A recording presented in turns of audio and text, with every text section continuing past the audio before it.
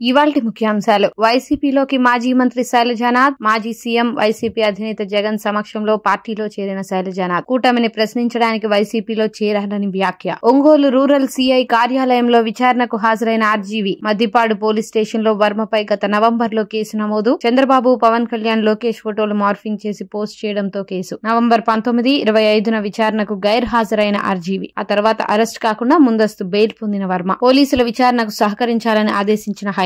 TTD board రద్దు petition ను కొట్టివేసిన సుప్రీం. టీటీడీ బోర్డు రద్దు, తొక్కిసలాట ఘటనపై పిటిషన్. తొక్కిసలాటపై సుప్రీంకోర్టు పర్యవేక్షణలో విచారణ కోరుతూ రామచంద్ర యాదవ్ పిటిషన్. తొక్కిసలాట బాధితులకు పరిహారం పెంచాలన్న పిటిషనర్ హైకోర్టును ఆశ్రయించాలన్న సీజేఐ ధర్మాసనం. నేను ఎలాంటి ప్రలోభాలకు లొంగలేదు. విజయసాయిరెడ్డి. వ్యక్తిగత జీవితంలో కూడా విలువలు, విశ్వసనీయత, క్యారెక్టర్ ఉన్నవాడిని కాబట్టే ప్రలోభాలకు లొంగలేదని వ్యాఖ్య. భయం అనేది నాలో ఏ అణువులోనూ లేదు. అందుకే రాజ్యసభ, పార్టీ పదవులను వదులుకున్నానని ప్రకటన. కర్ణాటక సీఎం సిద్దరామయ్యకు ఊరట.